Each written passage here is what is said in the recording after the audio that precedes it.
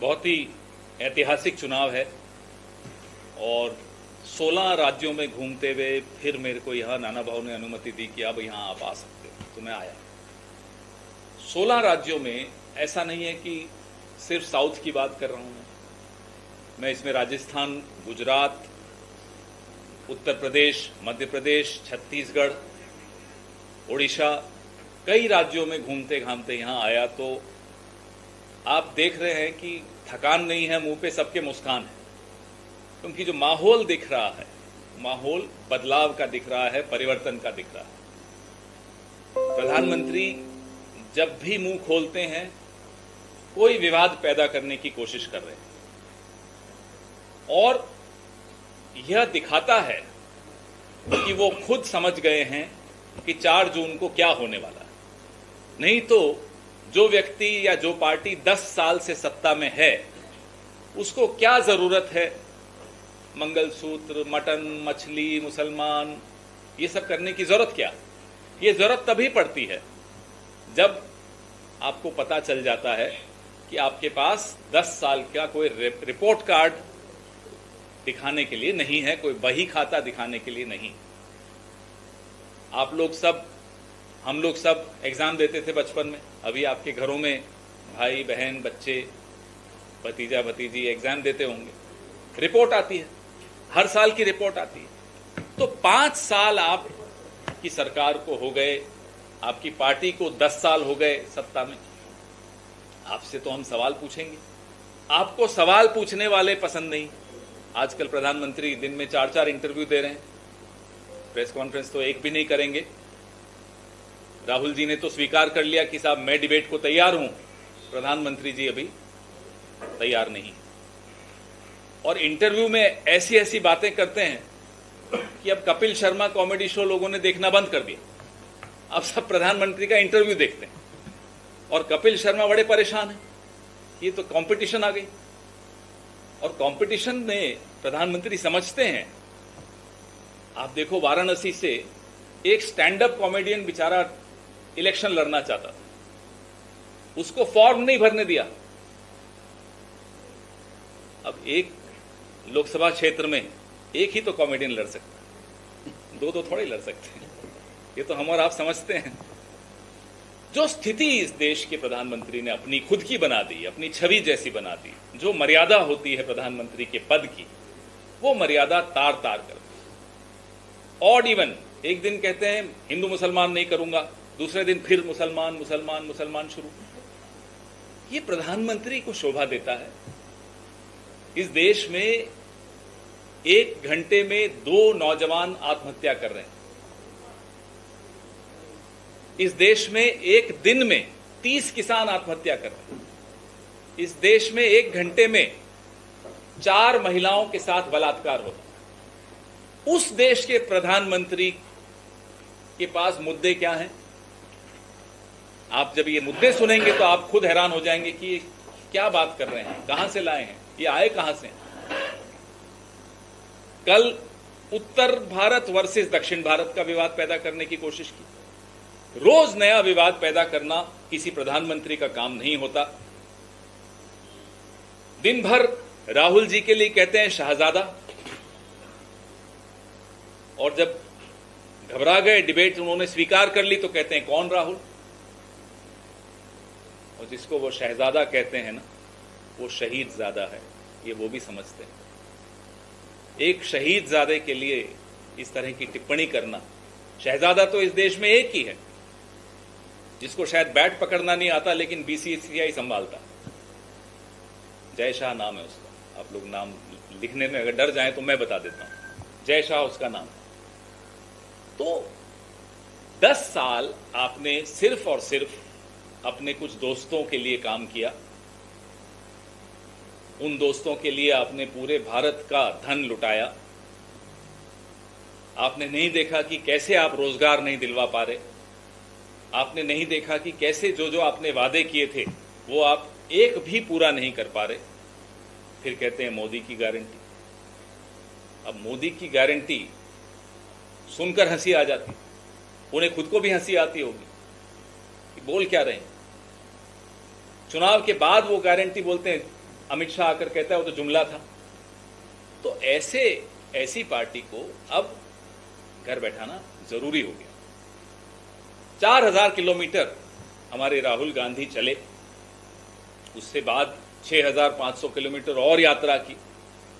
उन यात्राओं से जो निकल कर आया वो हमारा न्याय पत्र है।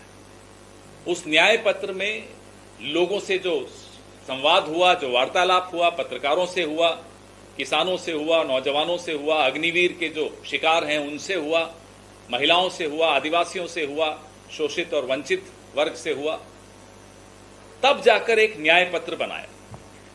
और उस न्याय पत्र से घबराहट भारतीय जनता पार्टी में और बढ़ गई, क्योंकि हम मुद्दों की बात कर रहे हैं। जब नाना भाऊ की रैली में सुनता हूं, मुद्दों पर रहते हैं। अतुल भाई टीवी पर जाते हैं, प्रगति बहन टीवी पर जाती हैं, विशाल भाई टीवी पर जाते हैं, मुद्दों की बात करते हैं। कांग्रेस आपको हमेशा मुद्दों की बात करती हुई सुनाई देगी। हम विपक्ष में हैं, हम चाहते तो मुद्दों से भटक सकते थे, हमें बिल्कुल वो आजादी है, क्योंकि 10 साल की रिपोर्ट कार्ड हमें नहीं देनी, जिसको देनी है उसको देनी है। जो आदमी वैक्सीन के सर्टिफिकेट पर अपनी वो हंसता हुआ नूरानी चेहरा दिखाता था, जब वैक्सीन की कंपनी ने खुद स्वीकार किया कि हमारी वैक्सीन से साइड इफेक्ट होते हैं, हार्ट अटैक पड़ सकते हैं, क्लॉट हो सकता है, ब्लड क्लॉट हो सकता है, तस्वीर गायब हो गई सर्टिफिकेट से। उस कंपनी से 52 करोड़ इलेक्टोरल बॉन्ड्स में लिया, तो हम क्या सवाल नहीं पूछेंगे? और खुद साहब ने उस कंपनी का वैक्सीन नहीं लगवाया। अगर आपने ध्यान से देखा हो तो साहब ने कोविशील्ड नहीं लगाया, कोवैक्सीन लगवाया। और मैंने इंतजार की, हमारे कई समझदार साथियों ने इंतजार की, देखें ये कौन से लगाता, हम भी वही लगाएंगे। 52 करोड़ उस वैक्सीन की कंपनी से लिया और सवालों के जवाब नहीं दे रहे। जब वो वैक्सीन की कंपनी विदेश के कोर्ट में खड़ी होकर हलफनामा दे रही थी कि हां हमारी वैक्सीन से साइड इफेक्ट होते हैं, हमारे यहां के स्वास्थ्य मंत्री उसको क्लीन चिट दे रहे थे उसी वक्त कि साहब हमने रिसर्च करा ली है, उस वैक्सीन से कोई साइड इफेक्ट नहीं हो। जो अचानक 30-40 साल के बच्चे, नौजवान और उससे भी कम उम्र के बच्चे अचानक गिर के मर जाते हैं, हार्ट अटैक पड़ जाता है, तो कहते नहीं उसका वैक्सीन से कोई संबंध नहीं। आप सोचिए, क्लीन चिट देने की जो आदत है इस सरकार की, कभी चीन को क्लीन चिट दे दी, कभी वैक्सीन बनाने की कंपनी को क्लीन चिट दे दी, दवाइयों की कंपनी, रेमडेसिविर की कंपनी से कैसे पैसा लिया इलेक्टोरल बॉन्ड्स में। आप लिस्ट निकाल कर देखिए तो इलेक्टोरल बॉन्ड का जो भ्रष्टाचार नरेंद्र मोदी के दरवाजे पर शुरू होता है, उसके दरवाजे पर खत्म होता है। कोई छोटी बात नहीं है। भ्रष्टाचार दबा के किया गया, अपने दोस्तों पर धन दौलत दबा कर लुटाई गई, और फिर कहते हैं मैं फकीर आदमी हूं, झोला उठा के चला जाऊंगा। तो आ गया समय, 5 जून को झोला उठा के देखते हैं कहां जाते हैं। हम तो कह रहे हैं जाइए गुजरात, साबरमती आश्रम में बैठ के थोड़ा आत्मचिंतन करिए, आपको जरूरत है आत्मचिंतन करने की। हम तो कहते हैं कि महाराष्ट्र में आइए आत्मचिंतन करने, नागपुर जाइए, रेशमबाग नहीं दीक्षा भूमि जाइए, वहां आत्मचिंतन करिए। संविधान बदलने की आपने सोची कैसे, ये जरूरत कैसे किया आपने कि 400 सीटें दे दो संविधान बदल देंगे। ये सब देखते हुए प्रधानमंत्री को समझ में आ गया है कि अब झोला उठाने का समय आ गया। पूरे विश्व में आप आंकड़े उठा के देखिए, प्रेस फ्रीडम से लेकर हंगर इंडेक्स सब देखिए, कैसे भारत का रैंक रोज गिर रहा है। अपने आप को विश्व गुरु कहते हैं। कल तो मेरे को बहुत हंसी आई, रात को नींद नहीं आई हंस हंस के। कहते हैं साहब मैंने गाजा की वॉर रुकवा दी। और पत्रकार भी हमारे दोस्त हैं, अब क्या कहें, कोई सवाल नहीं पलट के पूछ रहा था। पप्पा ने यूक्रेन की वॉर रुकवा दी, पप्पा ने गाजा की वॉर रुकवा दी, पप्पा मणिपुर नहीं जा पाए। ये पप्पा हैं यहां। मणिपुर जाने की हिम्मत नहीं, मणिपुर का नाम लेने की हिम्मत नहीं। महाराष्ट्र में मुझे लगता है महाराष्ट्र का प्रभाव देश के कई राज्यों पर इस चुनाव में हो रहा है। जो महाराष्ट्र में इन्होंने पाप किया, ये जो टुकड़े टुकड़े गैंग की सरकार चल रही है, जिन्होंने एनसीपी को तोड़ दिया, के टुकड़े कर दिए, शिवसेना के टुकड़े कर दिए, तो असली टुकड़े टुकड़े गैंग ये दो गुजराती जिन्होंने पार्टियां तोड़ी हैं। और ये बात लोगों को अच्छा नहीं लगी, पूरे देश में लोगों को नागवार लगी कि क्या कर रहे हैं। एक सिंपैथी वेव है महाराष्ट्र में, एंटी इनकम्बेंसी केंद्र के खिलाफ है और उसका प्रभाव गुजरात तक में आया। गुजरात में भी नतीजों पे आपको उसका प्रभाव दिखेगा और बाकी राज्यों में भी। तो महाराष्ट्र से हमें लगता है एक लहर उठी है केंद्र सरकार के खिलाफ, भाजपा के खिलाफ, नरेंद्र मोदी के खिलाफ, गुजरात के दोनों भाइयों के, मोटा भाई छोटा भाई के खिलाफ, और उस लहर का असर पूरे देश में आपको देखने को मिलेगा। हम यहां बहुत आत्मविश्वास के साथ बोल रहे हैं कि हम ऐसा नतीजा महाराष्ट्र में दिखाएंगे देश को कि लोगों को आइंदा किसी पार्टी को तोड़ने से पहले 10 बार सोचना पड़ेगा कि ये पाप बर्दाश्त यहां की जनता नहीं करेगी। आपके सवाल नहीं, बहुत कुछ कहना नहीं, आप सब सवाल पूछिए। पवन जी, आप महाराष्ट्र में आज यहाँ की सबसे ज्यादा फेवरेबल सिचुएशन महाविकास आघाड़ी की शुरुआती सभी बैठक, कितनी चीजें आप कांग्रेस पार्टी एक्सपेक्ट कर रही है, लड़ाई की तरफ से? हम लोग 35 के आसपास लाएंगे। 35 हमारे असेसमेंट तो दिल्ली में है, 35 के आसपास की है। और कांग्रेस पार्टी, मुझे बहुत आत्मविश्वास है, मैंने नाना भाऊ से भी डिस्कस नहीं किया, मुझे लगता है 17 में से 16 हमारी, 15 से 16 हमारी आएंगी। इसके अलावा मुस्लिम वोट बैंक हमेशा बदला, तो हमेशा से कांग्रेस के साथ सालों से रहे, लेकिन यहाँ पे इस बार ट्रेंड है ठाकरे सेना जो उनके साथ उसका जुड़ाव काफी ज्यादा बढ़ा है। तो ये क्या क्योंकि भले आपको गठबंधन में भविष्य के लिहाज से ये बड़ा वोट बैंक हमेशा आपको के साथ रहा, तो चिंताजनक हो सकता है? अरे हमारी एक ही चिंता है कि इन दोनों से इस देश को मुक्त कराएं। आप क्या छोटी छोटी बातें कर रहे हैं? हम सब, हिंदू हो, मुसलमान हो, अगड़े हो, पिछड़े हो, वंचित हो, शोषित हो, आदिवासी हो, सबका एक ही मछली की आंख सबको दिखाई दे रही है। वोट जिहाद नहीं है, यहाँ इस तरह की बातें नहीं चलती हमारे यहाँ, ना हमारे दिमाग में आती। उनके दिमाग में वो ये उनके दिमाग में आती है, वोट अजीब अजीब जिहाद। बातें करते हैं ये लोग। आप देखते हो, रोज के इंटरव्यू सुनो आप, अच्छा आपको मनोरंजन होगा।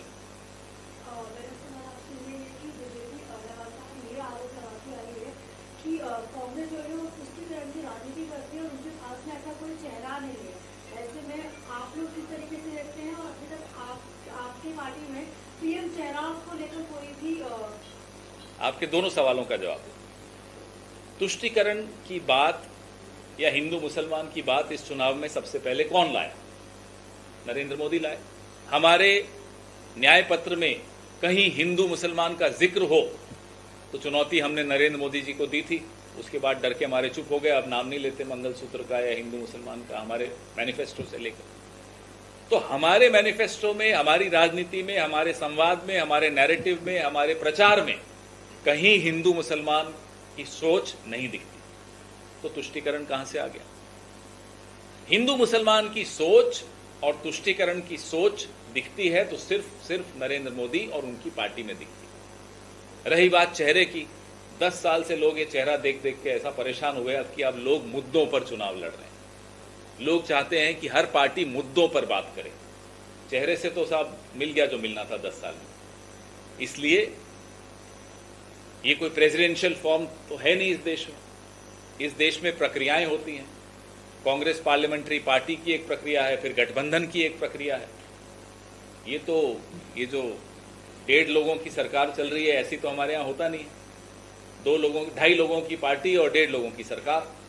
तो हमारे यहाँ प्रक्रिया के हिसाब से सब निर्णय होंगे, नतीजा आने दीजिए। लेकिन इन मुद्दों पर कोई समझौता नहीं होगा, न्याय पत्र पे कोई समझौता नहीं होगा। गारंटी जो हमारी है उन पर कोई 5 न्याय 25 गारंटी, इस पे कोई समझौता नहीं। उनका कहना है कि जिस तरीके से सिर्फ जो कांग्रेस पार्टी है और अब तक उन्होंने जो भी काम किया है सिर्फ और सिर्फ मुसलमानों के लिए किया है और सभी जो हमारे देश में सभी जातियां हैं सबके आरक्षण कट करके मुसलमानों को देने का काम किया है। बताइए, ये प्रधानमंत्री की भाषा है। एक दिन कहते हैं कि सब कुछ मुसलमानों को दे दिया, दूसरे दिन कहते हैं मुसलमानों तुम्हारा कुछ नहीं किया कांग्रेस ने। ये प्रधानमंत्री थक गए हैं या दवाई ज़्यादा ले रहे हैं नींद की, कुछ है समस्या इनके साथ। ये भूलने की बीमारी हो गई, कहते हैं कौन राहुल, अब ये तो कोई जो भूलने की बीमारी है तभी बोलते होंगे। एक दिन कहते हैं ये कांग्रेस मुसलमानों के लिए सब कुछ लुटा रही है, दूसरे दिन कहते हैं मुसलमानों को कुछ नहीं दिया 70 साल में। बताइए ऐसे आदमी का क्या जवाब दें?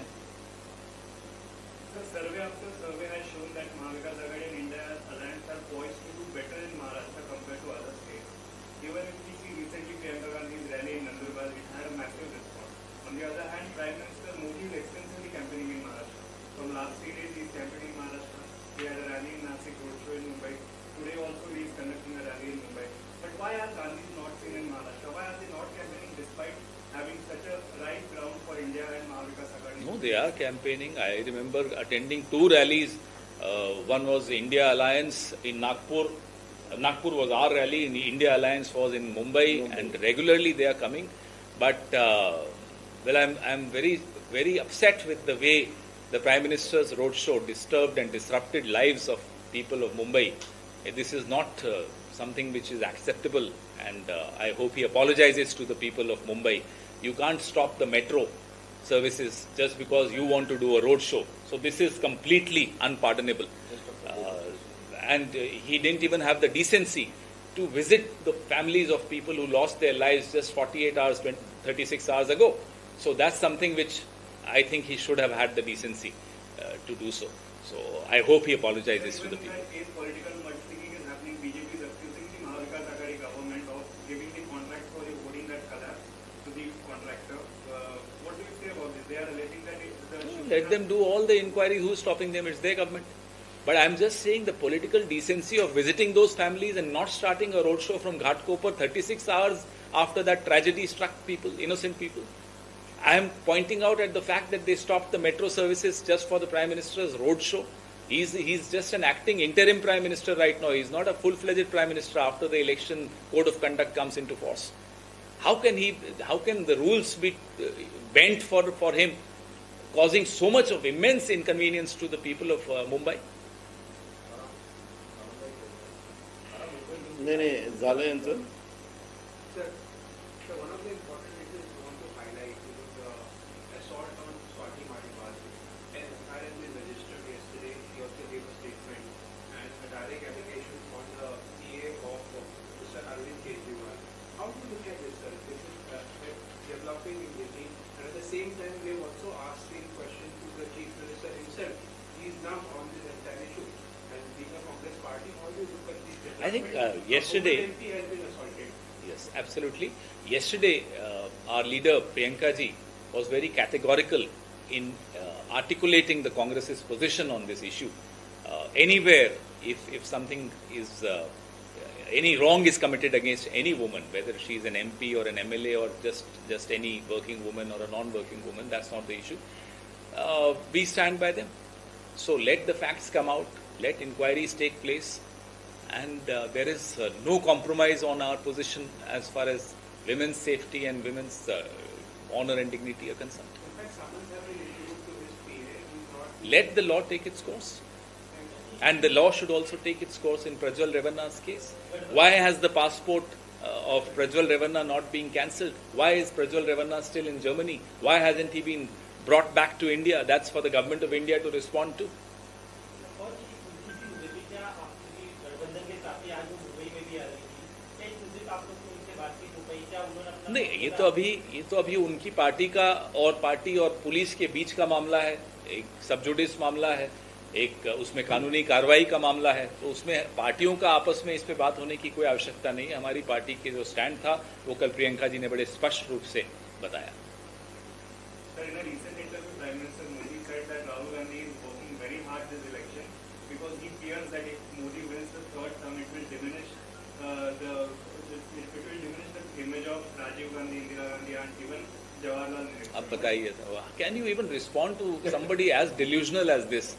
He can't match the, I mean, forget Nehru ji, he can't match any of our Congress leaders across history. Why is he even dreaming of trying to be like Nehru ji? अब नेहरू जी के मतलब माफ कीजिएगा पाँव की धूल के बराबर नहीं है। ये नेहरू जी का नाम लेने की कैसे इनकी हिम्मत हो जाती? कमाल के आदमी है साहब। आप अपना काम करिए ना, आप नेहरू जी कर करके तो 10 साल आपने निकाल दिए. He has to also have some sense of history. Every word uttered by the Prime Minister is heard across the world. Why is he ensuring that the entire world ridicules him? We don't like it when our Prime Minister gets ridiculed across the world, but he ensures that he gets ridiculed. I mean, you talk about yourself. You can't even match Atal Bihari Vajpayee ji of your own party. You're talking about Nehru ji, Indira ji, Rajiv ji. I mean, Indira ji divided Pakistan in two pieces, created Bangladesh, she changed the geography of the world. And here is our man, the Prime Minister, who's also changed the geography of India by giving away Eastern Ladakh 26 points out of 65 patrolling points to China. Not only did he give up those 26 patrolling points, he also gave a clean chit to China. How can he even compare himself with Indira ji? I mean, you know, it is ridiculous. Even Kapil Sharma would burst out laughing.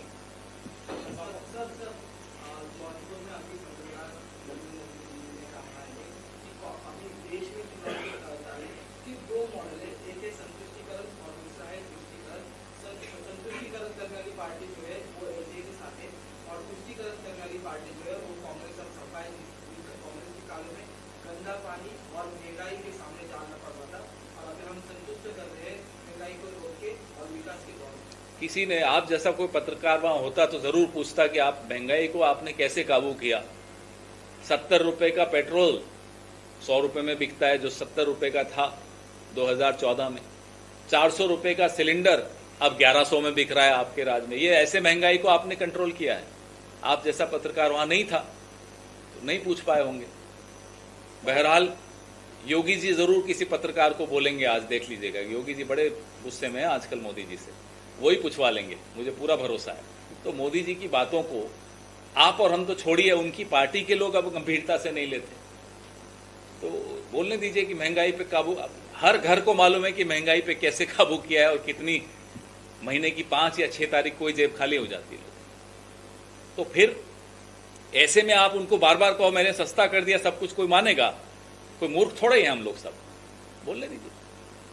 अभी बाराबांकी में प्रधानमंत्री की rally चल रही है, वहां पे नरेंद्र मोदी जी ने कहा है कि अगर सपा कांग्रेस सत्ता में आती है तो राम मंदिर पर बुलडोजर चलवा देगी. गंभीर तरीके से कैसी बातें करते हैं. मजाक मतलब कि हद होती. मंदिर कैसे बना? माननीय सर्वोच्च न्यायालय के आदेश से बना. माननीय सर्वोच्च न्यायालय के आदेश से भी कई दशक पहले एक पॉलिटिकल पार्टी थी, एक राजनीतिक दल था इस देश का, जिसने एक स्टैंड रखा कि इस विवाद में अगर आपसी सुलह से समझौता नहीं होता, निष्कर्ष नहीं निकलता, तो अदालत जो निर्णय देगी वो स्वीकार्य होगा. वो कांग्रेस पार्टी, इकलौती पार्टी. दूसरी पार्टी अडवाणी जी के नेतृत्व में कहती थी इसमें अदालत का क्या काम है, आस्था का विषय है. हमने उनसे बहस नहीं की. थोड़े सालों बाद अडवाणी जी कहने लगे कि जो अदालत कहेगी वो होगा. अदालत ने जो कहा वो हुआ. इसमें मोदी जी का तो कोई रोल ही नहीं है. इसमें कौन ऐसा सोच भी सकता है कि मंदिर पे कोई बुलडोजर के अजीब सी बातें करते हैं. आजकल मैं कह रहा हूं ना, कोई गलत दवाइयां ले रहे हैं, असर खराब हो रहा है.